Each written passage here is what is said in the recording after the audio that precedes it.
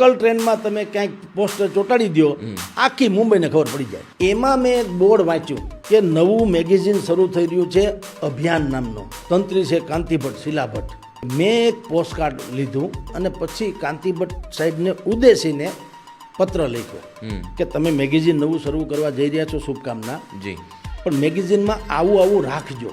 એમાં એમ કે એક એડિટોરિયલ હોય, એક તત્વચિંતકની વાત હોય, એક હાસ્ય લેખ હોવું જોઈએ, કાર્ટૂન હોવા જોઈએ, કવર સ્ટોરી હોવી જોઈએ, સ્પોર્ટ્સ હોવું જોઈએ, રિલિજન ધાર્મિક વાત હોવી જોઈએ, અજબ ગજબ હોવું જોઈએ વગેરે. આવી પોસ્ટકાર્ડ ન્યા ગયું તો મેં કીધું ને મારા અક્ષર પ્રમાણમાં સારા થતા હતા. તો એ અક્ષર જોઈને પહેલાં તો એ થોડાક પ્રભાવિત થયા કે ભાઈ આ મોતીના દાણા જેવા અક્ષર છે ને, આને બોલાવી લઈએ તો આપણે જે પત્ર વ્યવહાર કરવામાં આ ભાઈ કામ લાગે એમ છે. પહેલી વાત તો એ.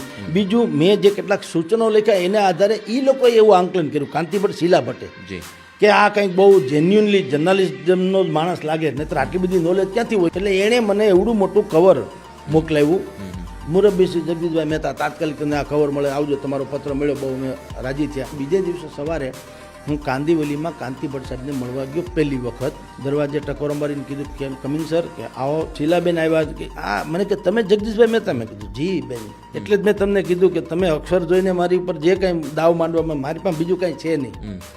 ના, કે તમે બાંદ્રા ઓફિસે જાઓ, આપણે પછી નક્કી કરી લેશું જે કંઈ ભાવથાલથી માંડીને બધું. તમે આવતા રહ્યો અમારે ત્યાં નોકરીએ.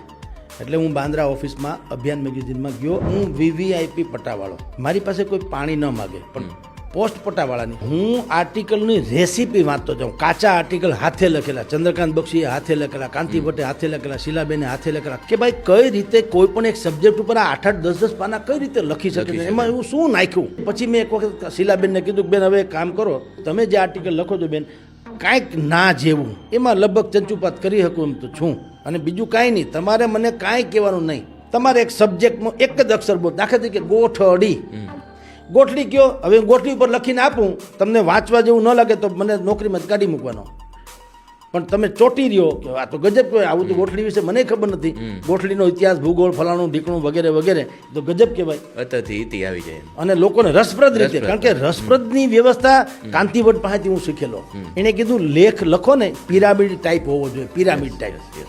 પેલા ટૂંકું વાક્ય, પછી થોડુંક લંબાય, પછી થોડુંક, પણ એ એવું રસપ્રદ હોવું જોઈએ કે લોકોએ ઊંડા ઉતરવું જ પડે. તો મને એણે કીધું કપોળ વાણિયા. મેં બસ હવે એક અક્ષર બોલતા નહીં, બસ પૂરું થઈ ગયું, તમે મને સબ્જેક્ટ સોંપી દીધો, કપોળ વાણિયા. હવે હું ક્યાંય, મારે તમારું સાંભળવું નથી, તમે મને કંઈ કહેતા નહીં, ને તો તમે ક્રેડિટ લેવો કે મેં તમને આટલું કીધું. સોરી, હવે હું છું ને કપોળ વાણિયા છે. અને અમે આર્ટિકલ છાપ્યો, બાયલાઇન સહિત અભિયાન મેગેઝિનમાં છપાણો.